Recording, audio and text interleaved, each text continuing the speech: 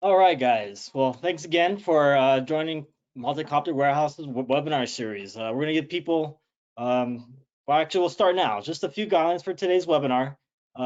Everyone is going to be muted, so if you have any questions, please write them in the question queue or chat, and we'll make sure that they get answered. Today's webinar is on vertical mapping with DJI's new slope mission tool. And to kick off this webinar is our survey mapping consultant, Whit Gramly. Hey, everybody. Thank you so much for taking the time to come meet with us today. I really appreciate it. My name is Whittaker Gramly. I'm a surveying and mapping specialist here at Multi-Copter Warehouse. I've been here for a little over a year, and I've been loving it so far. Multi-Copter Warehouse is based in Denver, Colorado, and we have been helping companies start up or expand their drone programs since about 2014. We've been in the drone industry. I'd also like to introduce to you guys today our special guest, Kyle Miller. Hey, Whit. My camera sometimes takes a second to load. I'm glad to be here, glad to join the Multi-Copter Warehouse group and crew, and I'm really excited to talk about the new slope mission. So, great topic, and a little bit about myself as we get going. I'm on the solutions engineering team at DJI, based out of the Midwest, and my background is from the agriculture side. That's how I got into drones. But my specialty is more focused on geospatial construction, mining, as well as precision agriculture. Cool. Well, we're happy to have you, Kyle. I'd like to start off by just telling a little short little story to kind of introduce this topic.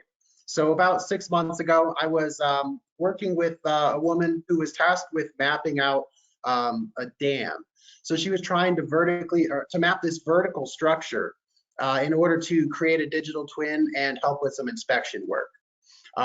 We've been surveying flat surfaces for a long time by flying the drone overhead, and that works great. But she was struggling with finding an easy way to map this vertical structure.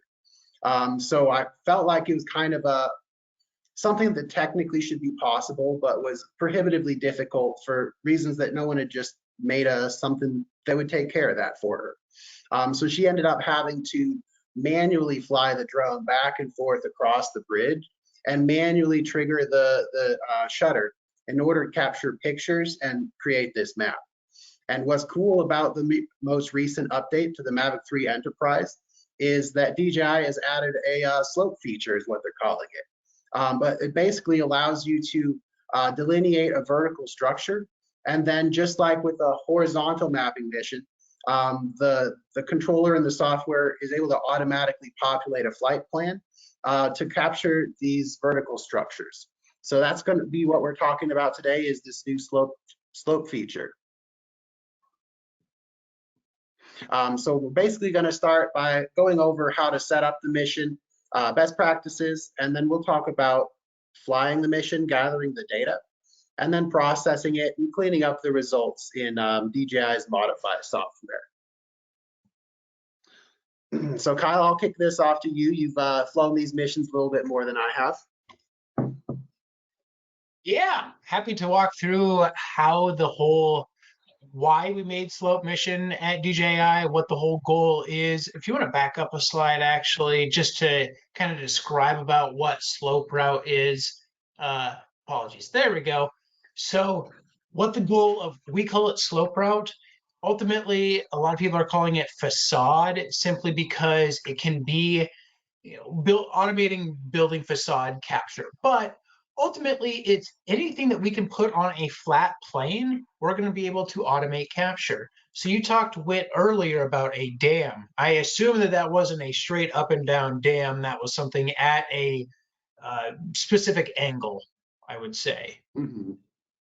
So something like that is very easy to plan in the field using this new slope route tool, and it doesn't have to be something straight nadir. It can be a little bit more flexible based off what the customer, what the client's looking for. So how to use, here's the overall steps from pre-flight all the way to step 4 of execute mission. But let's go ahead and dive into each one of those a little bit more specifically. So on the next slide, you'll see a video of how to make a new slope route, it's very similar to making a new area route or making a new waypoint mission where you just now have this new slope feature. When you hit start, it's going to put a basically you need to just back off of the asset and take a picture in front of the asset. You have to be within 550 feet of it, but somewhere in front of the asset. Then you'll want to press C1 and it's going to take a photo and give you that blue polygon that you can see. You may have actually paused the video for me. Thanks, Whit. Or if you want to play the video again, then it drops that blue polygon you see there at the very end. And that's where you're going to go in and manipulate that flight plan. But this goes to show how flexible it is. It isn't that you have to do it at the computer, load it in via an SD card, and then be able to know what the structure looks like beforehand. You can do this all free form on a completely new structure. But I will say the accuracy here is going to be important of these flight plans. So it is recommended to utilize those RTK modules for the Mavic 3 Enterprise series. Perfect.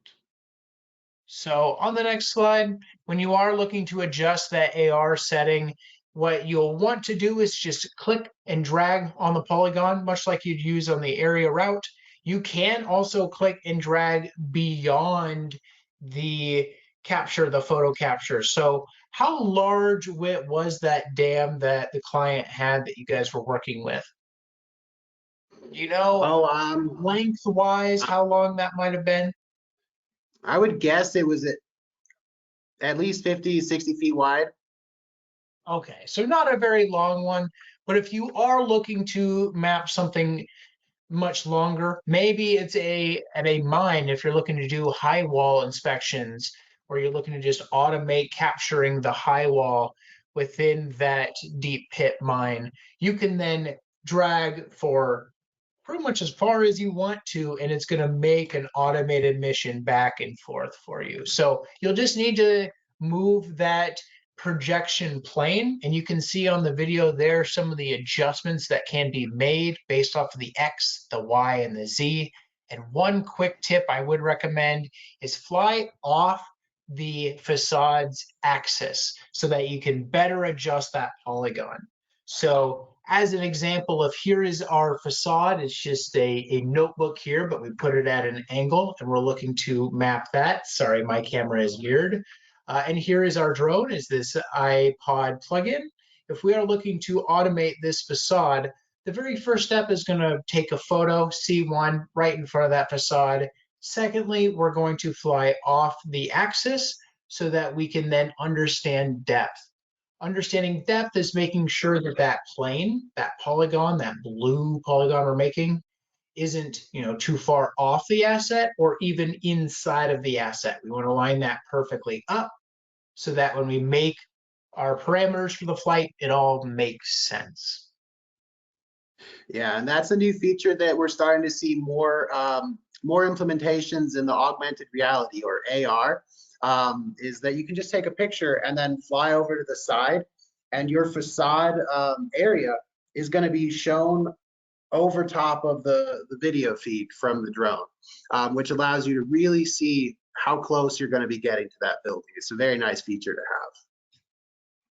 Yeah, AR is definitely one of the ways that you can unlock some of those flight plans that can just be made real time. And you'll see on the next slide is a great transition to the next slide, where when you go to execute the mission, where you adjust your flight route and planning, and you hit save, and then you go in and actually have the mission go, you're going to see an AR view, the green line of the mission plan. So you know exactly where the drone is going to be flying and if it's getting close to the asset or to any obstacles. So on this slide, you're basically going to be setting your ground sample distance as well as typical mapping mission parameters. So your front lap, your side lap, and one crazy thing is the GSD that you're able to set with these slope missions. You can get within 10 feet or 9.5 feet of that asset with a Mavic 3 Enterprise. So you are looking at a ground sampling distance, or a GSD, or each pixel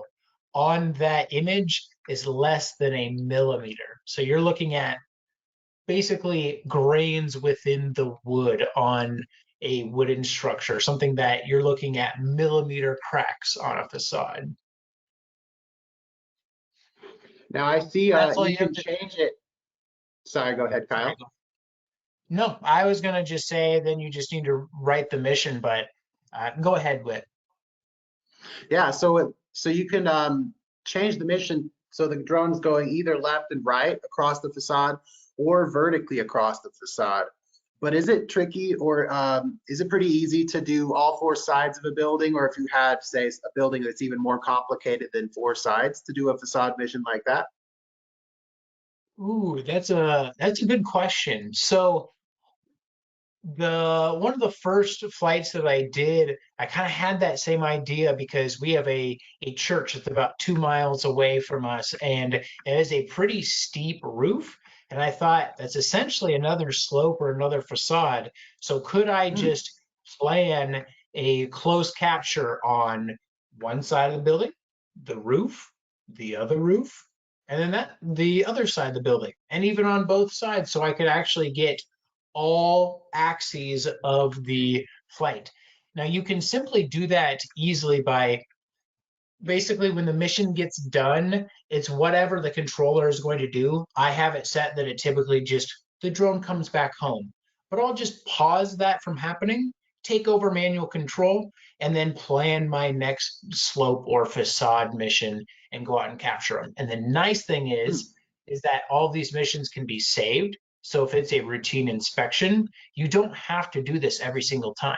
You can just load in once you have a dialed in slope mission, you can just load that mission in every time and hit go, and you're getting inch level accuracy flight with your RTK. Awesome. And then that's all you have to do is just hit go, write the mission to the drone. On the next slide, I think we've got a video showing the mission pre-flight check. If you need to set the camera mode or anything, you're ready to go. You can lock your white balance and exposure if you want to, and then from there, it's an automated capture. And that's a pretty cool new feature as well on our Mavic 3 Enterprise firmware. Not sure if you saw that, Whit, on the video. Yeah, it looks like we're getting a video feed from one of the obstacle avoidance sensors. Yeah, it's something that as I've done more slope and more geometric missions, which is something that we can maybe touch on in a bit when we get into Flight Hub 2, is being able to fly these safely not only means that we're enabling obstacle avoidance and we're making sure the drone flies and understands where obstacles are and tries to avoid them the best that it can, which I've seen very good success with Mavic 3 Enterprise, even around very thin structures like trees that don't have leaves on them. I still want to Hmm. know where the drone is going. So it's not uncommon for me to watch out of this ungimbalized video feed wherever the drone is heading. And that video feed out of the obstacle avoidance will actually change whichever direction. And then you can always just make sure you're flying safely, and you can see in the bottom right hand corner of the camera and make sure that you're capturing good quality data. It's kind of like having a backup camera and side mirrors on a drone. Exactly. Yeah, we brought that FPV mode to an affordable drone, or yeah, having your side mirrors and your rear view mirror in your car. Perfect. And there is another way that you're going to be able to plan these slope missions. I have found the most success has really been in the Pilot 2 app while you're flying these live. But there are ways that you're going to be able to plan these a little bit more sophisticated if you need to. I think that's on the next slide.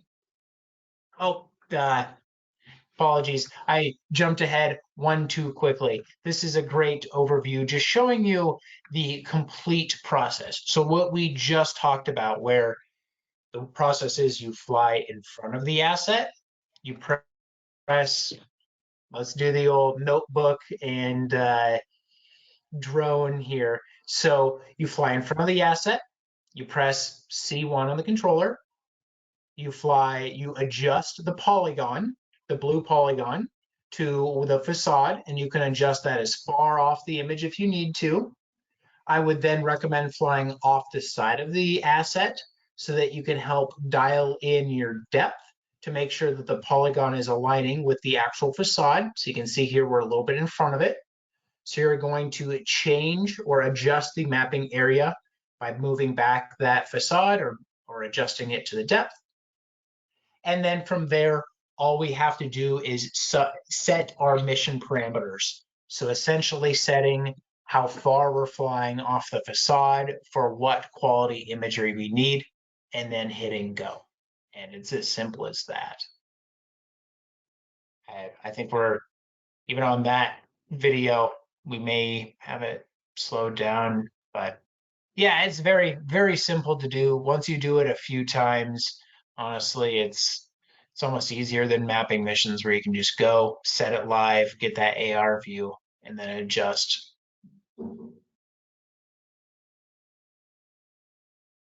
One question that is very common that we do get is Mavic 3 Enterprise, Mavic 3 Thermal. Can we start getting into thermal facade or slope inspections?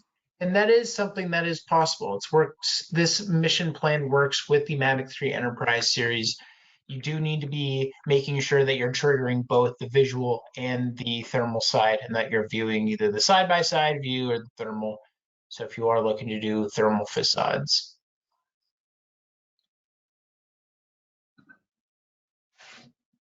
So back to the topic that we were talking about before I got ahead of myself, and that is your mission planning if you are looking to do it not at the field's edge.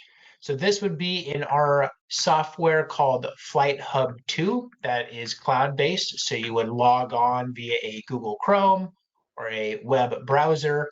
From there, you are going to be able to plan missions, whether that is waypoint, area missions, linear missions are coming soon, slope missions, and even geometric, which is something very, very spicy that I'm very excited about. But this ability is going to let you load in a 3D model in Flight Hub 2, and then you can build a facade without having to have the drone take off. You can build that facade whole beforehand. You could get as dialed in as you needed to, and then you can push those missions easily through Flight Hub 2, and they will just load into the controller.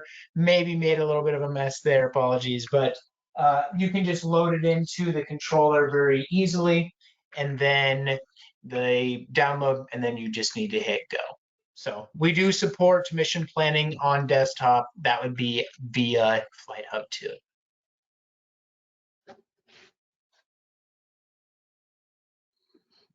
But what do you, so that's how we fly the missions.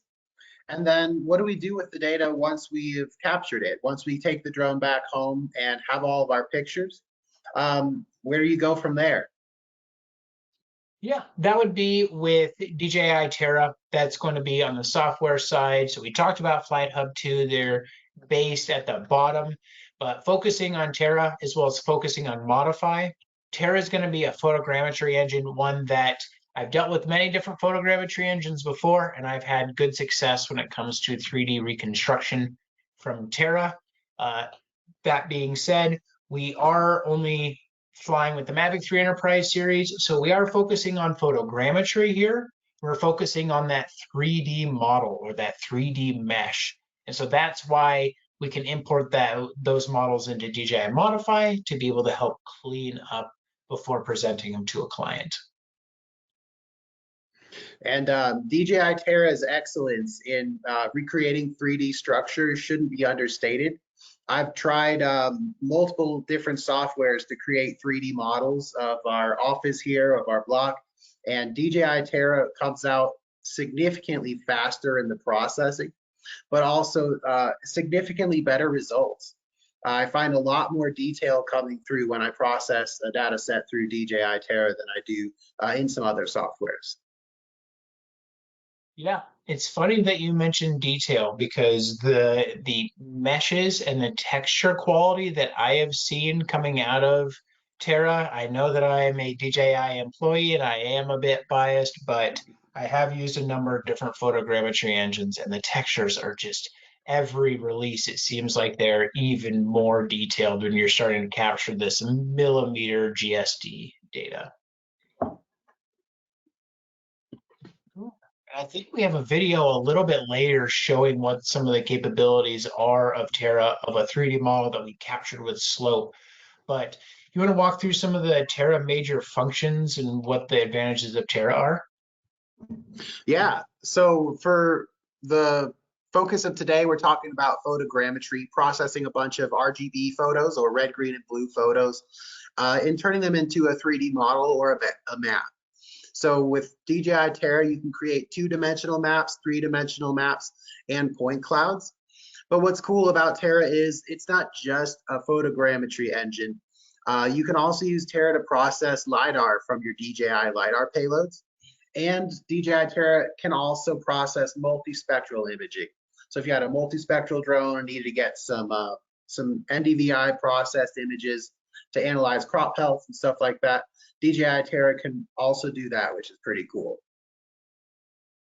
Yeah, it's very multi-dimensional. So if you are looking to start up a drone program, whether you are looking to map thin structures 3-dimensionally, like slopes, like geometric mission types of buildings, of facades, that it's going to be one of the best contenders when it comes to processing those types of data. If you are looking to process multispectral, like you said, the integration with the Mavic 3 multispectral is great. And then LiDAR data, I know you've played around with the L2 quite a bit. And so, yeah, great summary. But I do want to focus on 3D meshes. It's one of my passions, I think, ever since I visualized if I could try to put my parents' farm in a video game when I was like 5 years old and trying to ride a skateboard or a bicycle in the video game.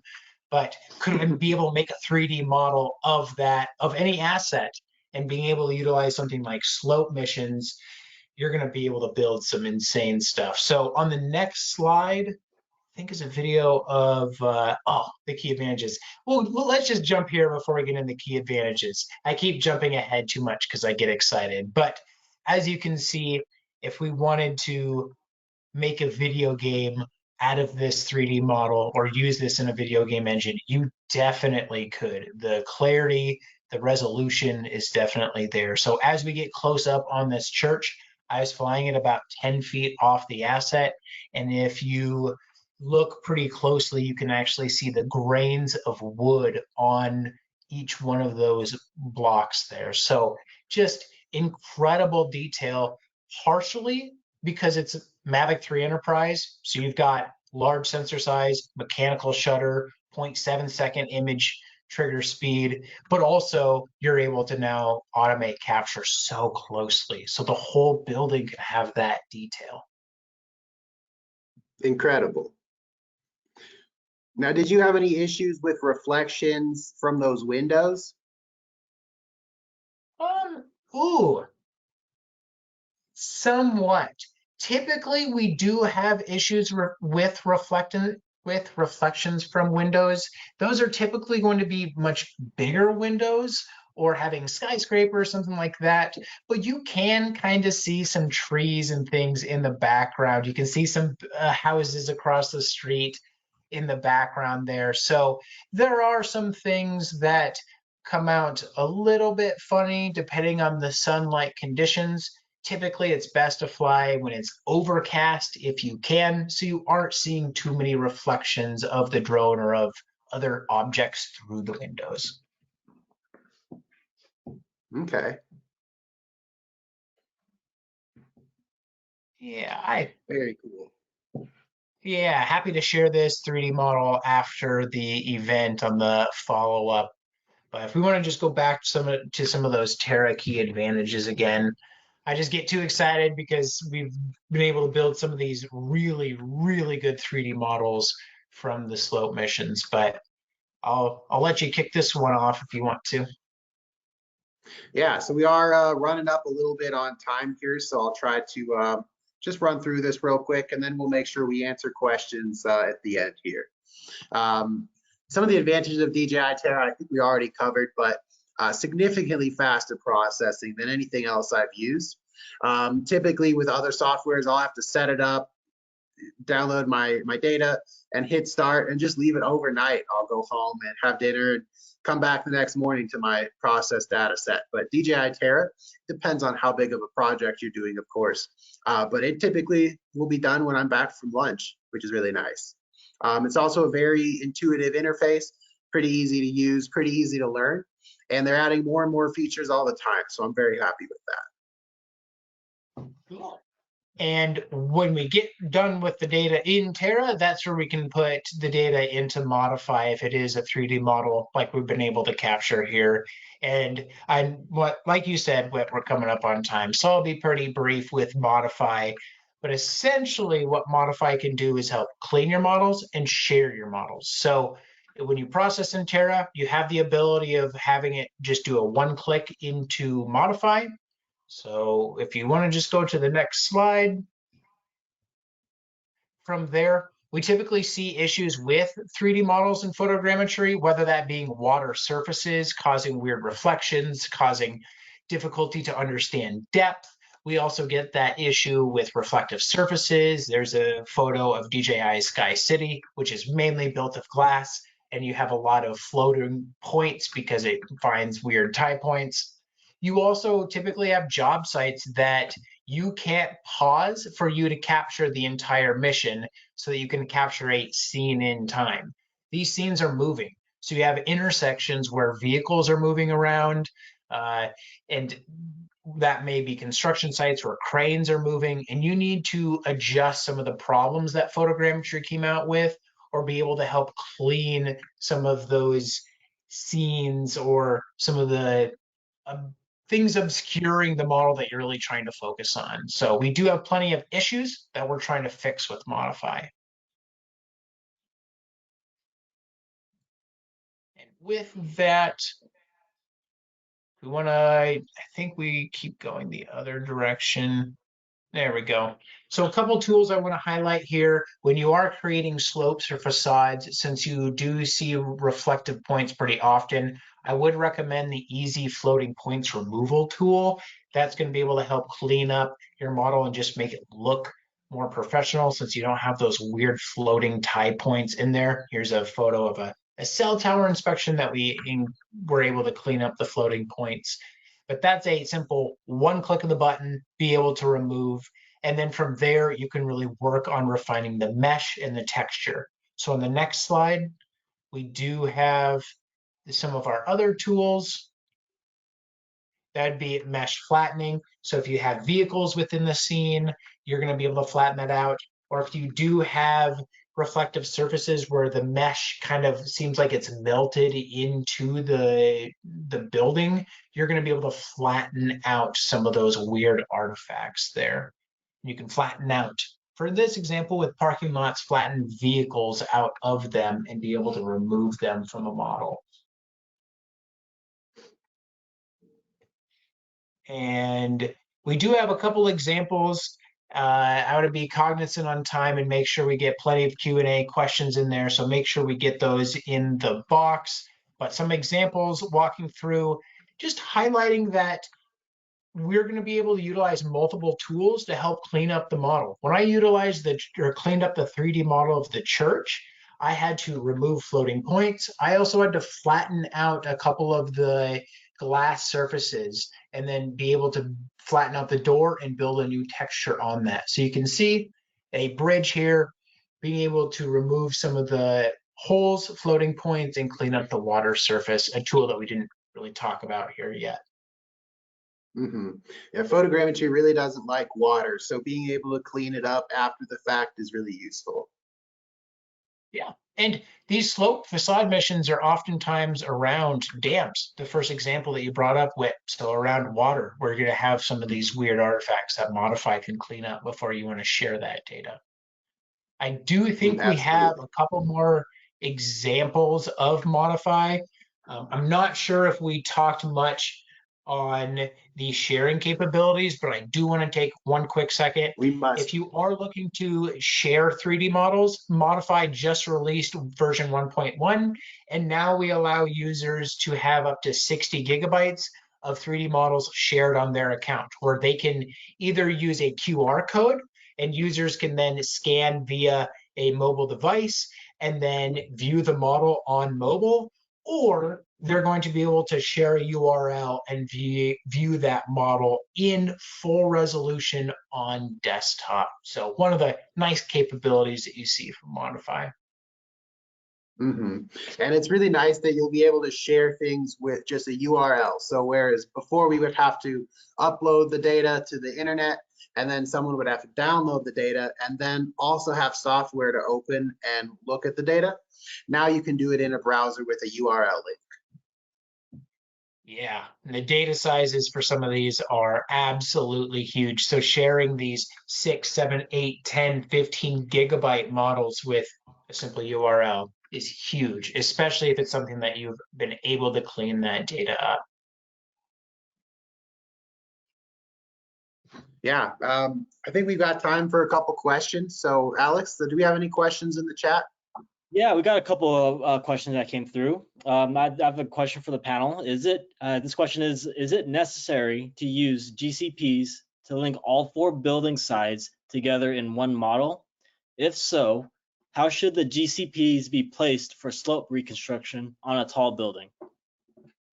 Oh man, that is a great question. Something that I've thought about plenty of times, and actually had a project on it about 3 years ago where I took arrow points up a green facility like 250 feet. Uh, I I want to find out further what the accuracy difference is going to be. But when I'm flying in Iowa, I'm using cellular NTRIP corrections with RTK. So setting GCPs on the ground, other than verifying accuracy, isn't doing a whole lot in making sure that the data is coming out perfectly accurate. The best thing I would highlight is if you want to get your data super accurate on some of these models, is something called scaling, where you could put 2 targets on the asset, something exactly 3-4 feet apart. And then within GIS software, you can then scale your model to be exactly that size. And then the rest of your model should be scaled pretty close to that. Perfect, sounds great. Thanks for answering that. I have a couple more questions. Does the slope mission require RTK?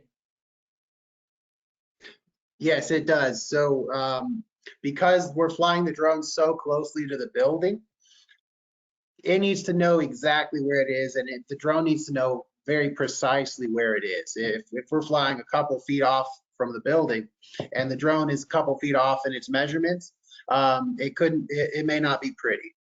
So you definitely will need RTK in order to fly these slope missions. Thanks, Whit. I have one more.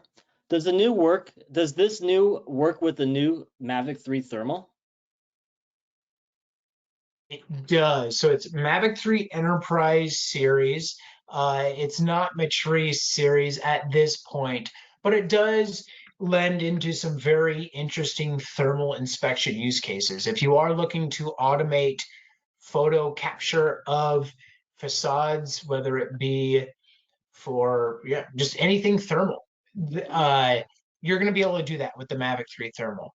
The thing that you want to do is make sure you're triggering both sides of the camera and you're viewing the side by side, or at least the thermal mode. One other aspect is thermal cameras don't like moving around a lot or very quickly. And so I would make sure to fly the drone, set that flight speed fairly slowly. Cool. I have one last question. Is the flight mission stored in the controller? What happens if I lose connection during the mission? Yeah, that is a good question. So the mission, much like a mapping mission or a waypoint mission, the mission is written as coordinates to the drone, and the drone is going to fly that. So it's whatever the controller is set at, it's going to do. So if you have it set to, if it disconnects, to return home, it will return home, or to just sit there and hover, it's going to hover. If you have it set to continue mission, it will continue the mission until it finishes or it sees an obstacle and then pauses, and then it will sit there and hover. So it is stored on the drone. The one aspect, though, that you want to watch out for is if you're trying to process with RTK and you disconnect, then you're going to have issues. So you might want to look into PPK processing at that point. Perfect. Well, that concludes all the questions. Thank you guys for joining us again, and we hope to see you guys in the next webinar. Yeah. Thank you, Kyle, for joining us, and thank you, everybody, for attending. Thank you, guys.